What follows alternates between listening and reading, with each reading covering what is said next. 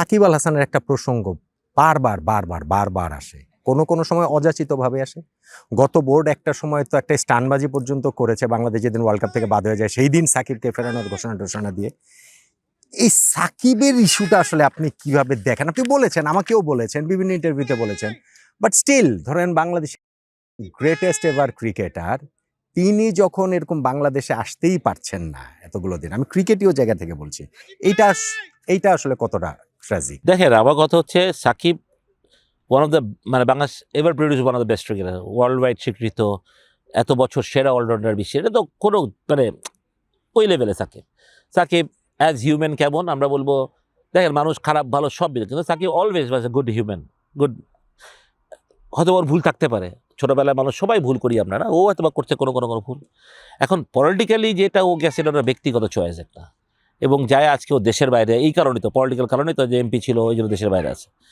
এখন ওর নামে যেসব মামলা হয়েছে সেটার বিচার করবে সরকার বা দেশের আইন, ঠিক না? এটার মধ্যে তো আর কারোর ইনভলভ হওয়ার কথা না। এখন আইদার ওকে এই সরকার ওকে মাফ করে দিতে পারে, এটা প্রেসিডেন্টের একটা আছে যে সাকিব সব দিক থেকে মাফ করে দিলাম। আরেকটা হতে পারে ওকে এসে দেশের এই আইনের মুখোমুখি হইতে পারে। এবং আমি কেন, আমাদের ক্রিকেট পাড়ায় বা আমাদের যারা ওকে খুব ক্লোজ, আমরা সবাই জানি সাকিব এসব কোনো একটা অন্যায় করেনি। কিন্তু কিছু অন্যায় যেমন আছে, যেমন আপনার শেয়ার মার্কেট বলেন, যেগুলো সাকিব ইনভলভ ছিল, ওখানে ভুল ঠিক সঠিক তো আমরা জানি না, এটা আমি বলতে পারবো কেউ? সেটা একটা বিচার হবে, আইন হবে, আইনে করতে হবে। তো সাকিব কীভাবে এই দেশে আসবে? সাকিব কি জানে যে এই দেশে আসলে যে ও কালকে অ্যারেস্ট হবে না? How do you know that? তো যেখানে ক্রিকেট খেলতে আছে, ও যে জেল কাটতে হয়, তাহলে তো আরও সমস্যা। সাকিবকে অ্যারেস্ট করার মতো হইতে পারে, ইউ নেভার নো। আপনি কি এই দেশে কোনো ঠিক আছে? না, তাহলে সাকিবকে অ্যারেস্ট করবে? যদি তার নামে মামলা, এরকম স্ট্রং মামলা থাকে, আমি তো জানি না কি মামলা, সব কিন্তু করতেও পারে।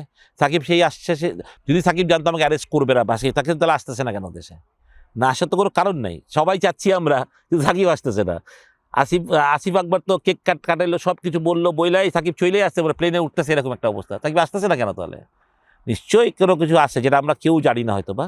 বাট আমি মনে করি তামিম যেহেতু এখন ক্রিকেট বোর্ডের প্রেসিডেন্ট আছে বা হবে, সাকিব এখনও ফিট টু প্লে, আমি মনে করি এখনও বাংলাদেশ টিমে হয়তো বা প্রয়োজন আছে, হয়তো বা টেস্ট ম্যাচে যদি খেলতে না চায়, বা এখনও মনে করি আমাদের হোয়াইট বল ফর্মেটে এখনও সাকিব ইজ ভেরি ইউজফুল, এবং টেস্ট ম্যাচও ইউজফুল, আমি বলছি না টেস্ট ম্যাচে না, but is very useful. But আমি বলছি, ও যদি একটা সরকারের কাছে, যদি ওর সাথে এই সরকারের সম্পর্ক ভালো হয়, তাহলে ও হয়তো রিকোয়েস্ট করতে পারে যে আমাদের দেশের সেরা প্লেয়ারকে আমরা সেই সম্মানটা দিই, আমরা ওকে সব দিক থেকে মাফ করে দিই, যেটা যাই ভুল করছে বা যেরকম সব কেস থেকে ওকে উইথড্র করাই দেন, ও দেশের জন্য খেলুক, তখন হয়তো বা সাকিব আসতে পারে।